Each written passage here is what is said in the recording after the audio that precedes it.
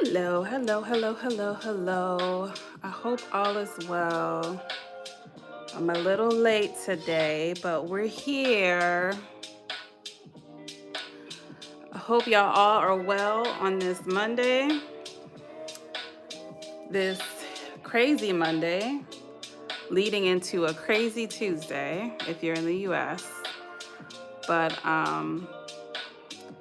I hope all is well. Today we're going to be talking about triggers, which is right on time.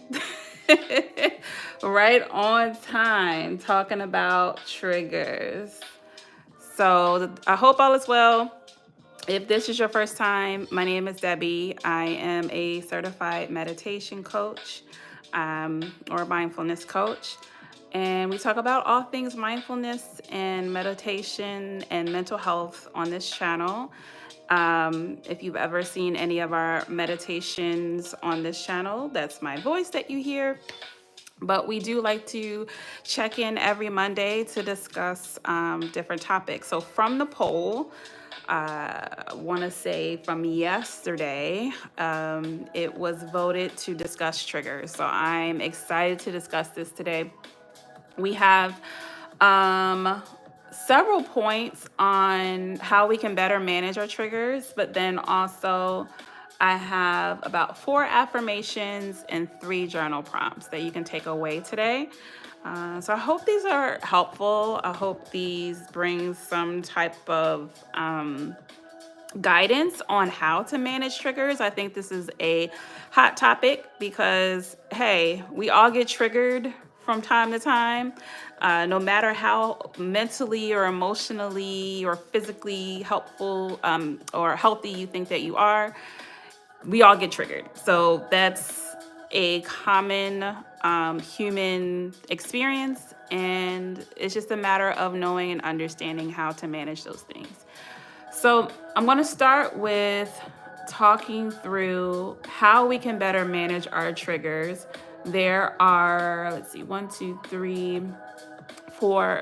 points that I want to highlight, just so that way, you have a good understanding of how to, and then we'll dive into the actual affirmation. So just to start out, when it comes to how we can better manage our triggers, it starts with managing our triggers starts with self-awareness. So of course, right? That's where it always starts. Being more self-aware. Hi, Hiru. Welcome in. And so when it comes to that self-awareness, understanding, do I know when I'm triggered? Do I know what my triggers are? Can I pick it out? Can I see it as it's happening, or do I see it after it's happening? So it's not just awareness of like what those triggers are, but also awareness of how they affect you, right? So number one in managing your triggers is self-awareness. How am I triggered? When am I triggered? Can I pick it out? Do I see it? Do I know what it looks like for me? Because being triggered for one person may look different from being triggered to the next person. So that's point number 1. Point number 2 is understand that you can't make others responsible for your triggers. I know this might be hard to digest for some people, but understand that you can't hold other people responsible or accountable for your triggers. You can make your triggers known. You can tell someone that you don't like something, or that it is a trigger, or you had a traumatic response, but it's unrealistic for us to hold others accountable for our own triggers. Even though it may be something that is attached to a traumatic experience, something that had nothing to do with the things that we did, it doesn't make others responsible for that trigger. So that's maybe a hard pill to swallow. There's a level of acceptance that has to happen with that. But understand that you're responsible for your triggers. It's not the responsibility of others. Keep that in mind. So that's point number 2. Point number 3 is kind of in correlation with point number one is understanding the evidence of being triggered, understanding what that actually looks like for you. Again, like I said, we all get triggered. So understanding, hi, Dr. Quinn, welcome in. We're on Instagram too, y'all. But understanding that there's certain evidence, there's things that happens when we're triggered. And so having a better understanding of what that looks like for you is important. So I'll give you a few examples just so that way we know what that looks like. So when it comes to evidence of being triggered, there's many ways, but I'm going to go through four. One is your physical response, your emotional reaction, your behavioral changes, or your mental cues. Okay, so what happens mentally? So physical responses may be increased heart rate, sweating or chills, muscle tension, butterflies in the stomach, shallow breathing, just like a feeling of warmth over the body. It may look different for different people, but physically, there may be a very physical response that happens when you're triggered. It may be rolling of the eyes. It may, eye twitching. There's so many different things. I don't know, y'all. Things happen. But there's so many different things that could happen when it comes to being triggered. So understanding what your physical response is and what that looks like for you. Emotional response may be an overwhelming feeling of sadness or anger or embarrassment, fear, feelings of shame or guilt, irritability is a big one, impatience, anxiety, panic, emotional numbing, just a feeling of no feeling, just kind of like just shutting down in a complete numbing.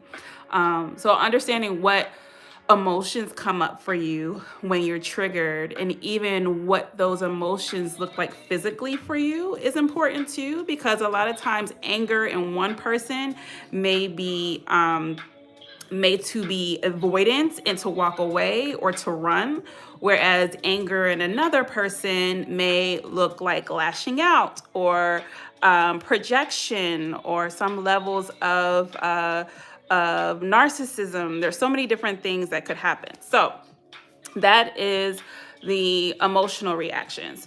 Behavioral changes. So like I said, withdrawal, avoidance, irrational decisions. Procrastination is a big one. A lot of times when we're triggered, we just procrastinate. Not necessarily in that particular situation, but procrastinate in on our day-to-day life stuff because we're so overwhelmed with how triggered we are in whatever situation that we're dealing with. So procrastination is a big one. I mentioned lashing out. So understanding what behaviors happen when you are triggered. Do you withdraw? Do you run away? Do you fight? It's kind of like the fight or flight mode, right? Do you fight or do you fly away? Or do you freeze? The fight, flight, or freeze. So do you fly away? Do you fight? Do you freeze in the moment? So understanding the behavioral changes is important. And then also to the mental cues. I think this is something that we don't think about, but when it comes to the different mental things that happens, whether it be flashbacks, daydreaming, instant replays, intrusive thoughts, difficulty in concentrating, finding it hard to stay focused, zoning out, self-criticism or heavy levels of self-criticism, feeling out of control or a sense of paranoia. So understanding what those things, I know this is a lot, y'all, but understanding like what happens and the evidence of you being triggered, really truly journaling those things and getting a great understanding, even if it's just the core understanding of what happens, is important, because once you really are able to pick those things up and understand it as it's happening in a moment, it's easier for you to catch it. It's easier for you to catch it, to help manage it, to stop the behaviors. May not stop the behaviors 100%, but you'll be more aware of it. Okay, awesome. So we talked about how can we better manage the triggers. We start with managing triggers by self-awareness, understanding that we can't make others responsible for our triggers, understanding the evidence of being triggered. And then the next point is to result to setting boundaries rather than avoidance.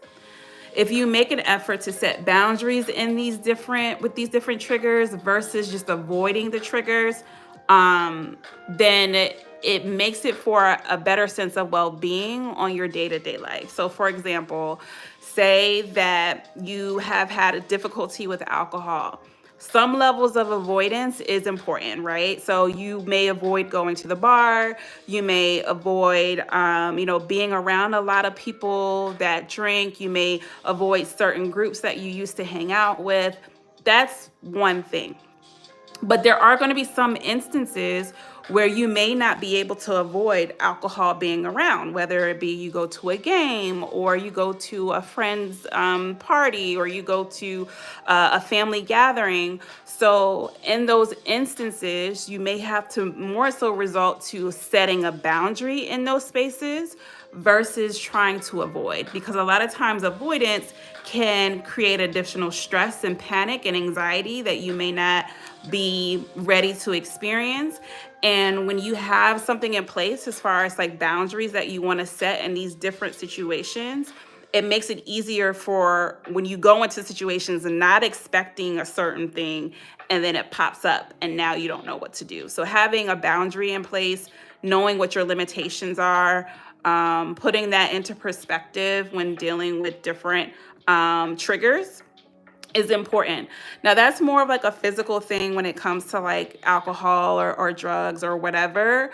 But when it comes to triggers, of course, you can be triggered mentally, physically, emotionally. There's so many different aspects. So really thinking about what triggers me, what can I avoid in a healthy way, and then what are some situations that I'm not going to be able to avoid. And in those situations of me not being able to avoid, what are the boundaries that I want to set, or what are my limitations? It's a lot to explore. It's definitely something that I would explore in therapy, but even if not, it's 100% something that you can sit and journal on, and really take time. This isn't something you journal in one day, y'all. This is something you're going to journal over time. And that leads me to the next point. Practicing self-compassion. This is a process, okay? It's a marathon, not a quick race. It's not a quick foot race, y'all. Pace yourself, right? Dealing with maybe one trigger at a time. Dealing with the one that probably is the most difficult for you to deal with at this point, and then working your way through the others. Pacing yourself and practicing grace and self-compassion is important. Because we're all human. We're not going to be able to get everything perfect 100% of the time. But if being triggered is something that's impacting your day-to-day life to the point where you're not able to adequately function on a day-to-day because you're consistently navigating triggers, then this may be something that you want to really put your focus on and put your energy into to help mitigate and manage this. So I hope those points were helpful. Just to kind of quickly go back over them, we talked about managing triggers starts with self-awareness, understanding that we can't make others responsible for our triggers, understanding the evidence of being triggered, setting boundaries rather than avoiding or avoidance, and then practicing self-compassion. So we're going to go into our affirmations for triggers. Feel free to use these however you want. I have 4 affirmations and I have 3 journaling prompts that you can take away from today. So if you have a notebook, feel free to write these down. When it comes to the affirmations, feel free to use them however you want to. If you want to use them on your daily affirmations, if you want to just write them down in your journal, if you want to change the words or the language, however you want to, feel free to do so. And then for the journal prompts, definitely write those down so that way you can write them in your journal later. If you haven't already, make sure to like the live, make sure to share the live with anyone that you think that can benefit from this. And talk back to me, y'all. Ask questions. If you have any questions that you have, any comments, anything that you need to say back to me, feel free to do so. Even if it's just let me know where you're watching from. If this is your first time, I would love to hear that. Just to go through affirmations. So the 4 affirmations are: number 1, unexpected feelings are valid, but I am capable of processing them. Unexpected feelings are valid, but I am capable of processing them. I'll say that one more time. Unexpected feelings are valid, but I am capable of processing them. A lot of times when it comes to triggers, it's a big element of being triggered is it's something that's unexpected. And when something is unexpected, we're not prepared to respond. We're not prepared to even hear whatever we're hearing. We're not prepared for the situation. So because of it being unexpected, it's hard for us to manage. And then after that, after we have whatever response we have, then we go through a level of, of embarrassment or bitterness or anger. There's secondary emotions that happen after the trigger because of the fact that we were triggered. So it becomes an overwhelming feeling of emotions when triggered, and all of it is unexpected. So that's what makes it so difficult to manage if we don't have anything in place to figure out how to manage those things. So going back to that first affirmation, unexpected feelings are valid, but I am capable of processing them. You have the capability of processing unexpected situations. And even though it may not feel that way, you do have that capability. It's just a matter of being intentional, being proactive, and being more, and this will lead us into the next affirmation, focusing on how you respond versus how you react. Your response and reactions are different. When you respond, that's something that's calculated, that's something that you thought about, and it's something that was done proactively. When you react, that's more of an instant thing. It happens based off of what you see versus the whole holistic view. So that leads us to the second affirmation, which is, I am learning to respond, not react, even when triggered unexpectedly. I am learning to respond, not react, even when triggered unexpectedly. I am learning to respond, not react, even when triggered unexpectedly. So understanding that once you're able to establish how you want to respond, and that goes back to your core values. I know that we talked about that maybe like 3 or 4 weeks ago. So you can always go back to that video, but it goes back to understanding your core values and how do you want to present yourself in society? How do you want to be? What is your sense of being? What is your sense of identity? And by understanding that will help you to understand how you want to respond. And in that, now you have a baseline of, I'm going to respond this way versus reacting this way. And once you have your response in your psyche, that will eventually become your automatic reaction because it's something that you're practicing, right? So as you can continue to practice and continue to practice, your instant reactions will begin to change, okay? So I am learning to respond, not react, even when triggered unexpectedly. Number 3, I am in control and can find calm within myself, no matter the trigger. I am in control and can find calm within myself, no matter the trigger. I am in control and can find calm within myself, no matter the trigger. So understanding that you ultimately are in control, even in unexpected situations. Now, when I say you're in control, that means you're in control of yourself. Let me be very specific.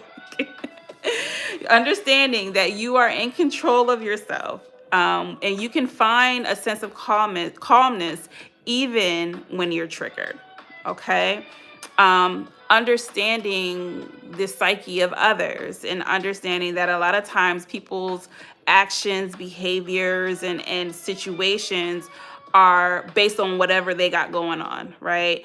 And even though they may be projecting that on you or projecting you onto the situation or to a group of people or whatever, taking that into consideration to be able to pull yourself back and calm yourself down in very hectic or frustrating situations. I have not mastered this, y'all. When I'm telling y'all this stuff, I'm talking to myself because I have not mastered this. I'm still working through it, especially, and there's a lot of situations where I can control and calm myself down, but there's other situations where it's still difficult for me. And I'll give an example. One of those situations for me is when I feel like someone's trying to embarrass me or try to play me in front of other people. Like I can channel my calmness for the most part, but I think it's at a certain point where it continues to happen, or I could continuously have to pull myself back over a certain period of time. And I try not to, but then I may just kind of. But anywho, I say all of that to say I'm not perfect at this too. And it's just a matter of practice. So understand that you do have control. You can find calm, no matter the trigger. And even if there is an instance where you were not able to and you reacted, going back to number 2, you reacted versus responded, don't beat yourself up, y'all. Don't beat yourself up.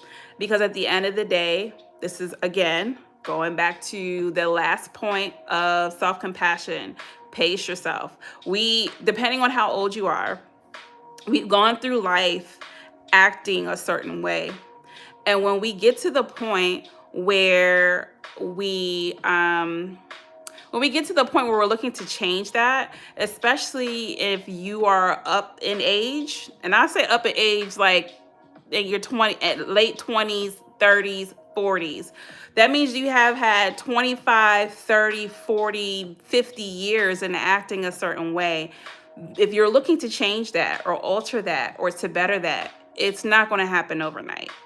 So understanding that there's a sense of self-compassion that has to happen as you're going through the process of understanding your triggers and trying to change those triggers. So that affirmation was, I'm in control and can find calm within myself no matter the trigger. Number 4, I choose to breathe, stay present, and respond to my triggers with compassion. Just like I've been saying, y'all.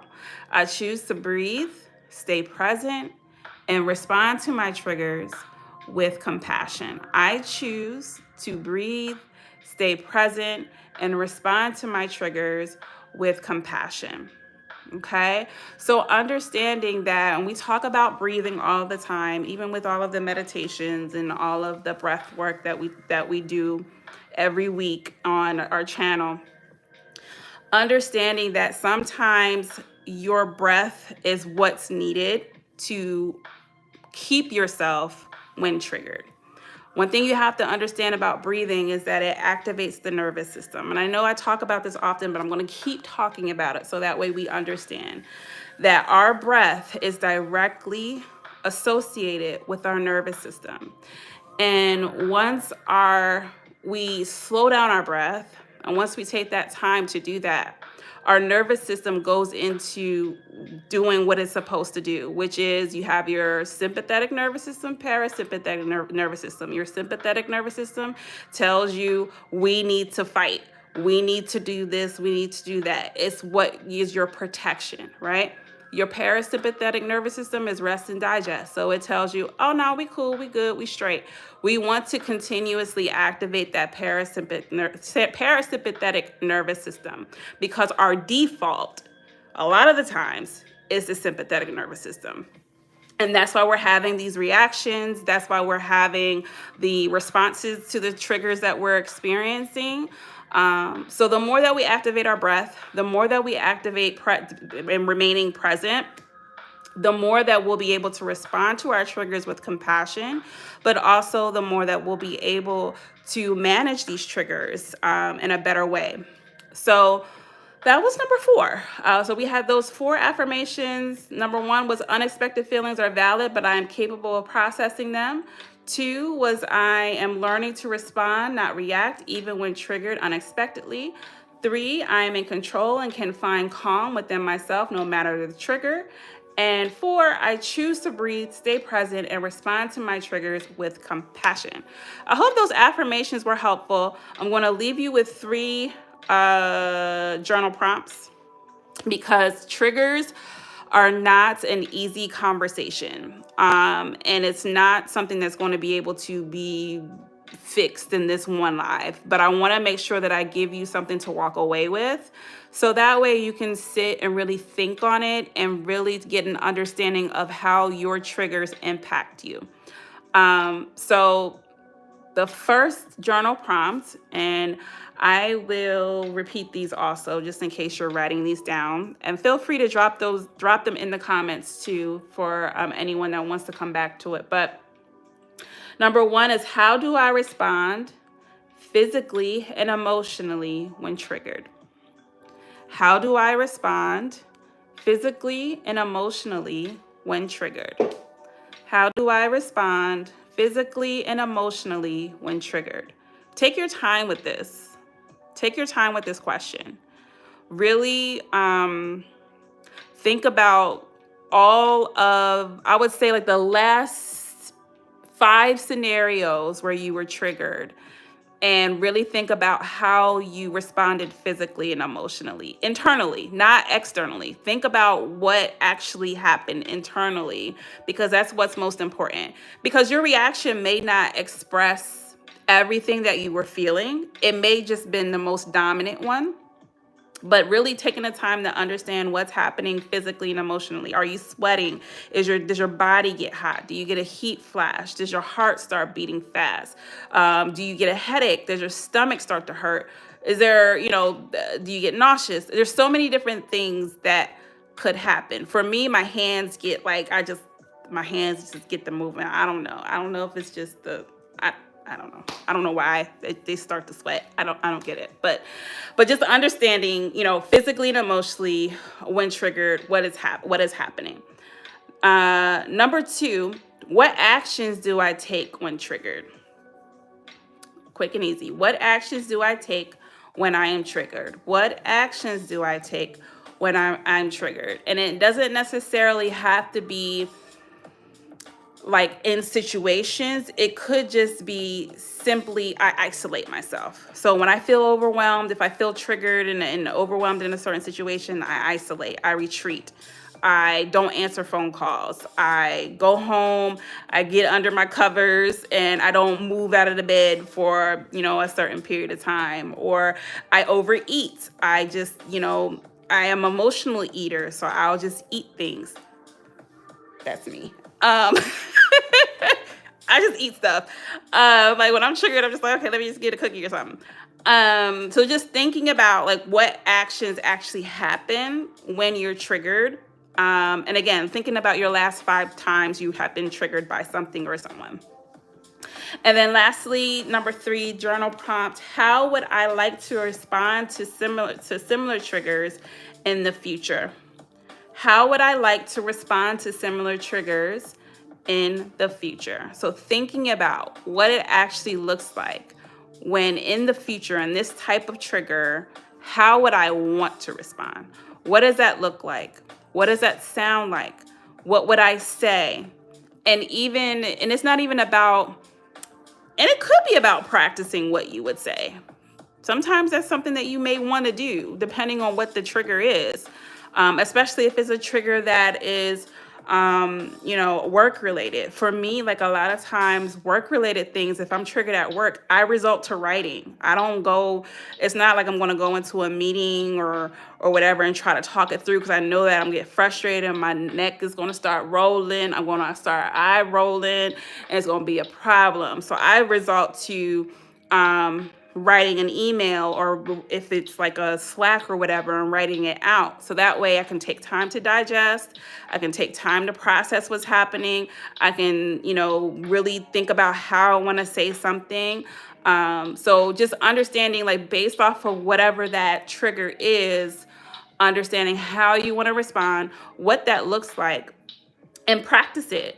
practice it, or just put it in your psyche to where, okay, when this happens, this is what I want to do. Having it written down, having it on a sticky note, having it on your desk, depending on whatever it is, because it could be so many different things. It could be, what it looks like in the future could be just a matter of communicating. If it's a trigger that happens with your partner and you're like, okay, when they do this, this triggers me. And this is what happens when I'm triggered. But instead of that, I'm going to take the time to communicate with them in that moment. Like, hey, like as of right now, this is a bit triggering for me. I need to just take some time to think about what I want to say, and then I'll come back to it, So just think about all of those things. I hope this was helpful, y'all. This was highly requested on the poll. I think the other option was forgiveness, so we can visit that next week, next Monday. But yeah, I hope this is helpful. Y'all all have a great, blessed night. If you are in the U.S., stay off of social media tomorrow. That's what I'm doing, because it's about to be crazy. Hiru, they are not here. I know you in the UK, but everybody else, if you're in the US, be blessed. Be blessed, and I hope all is well tomorrow. Take some time for yourself tomorrow. I'm probably going to just have my phone on D&D tomorrow, because it's gonna be a lot of chaotic things happening. So I hope you all be well. I will continue to pray for you all. And I will see you all next week. Oh, this week I probably will.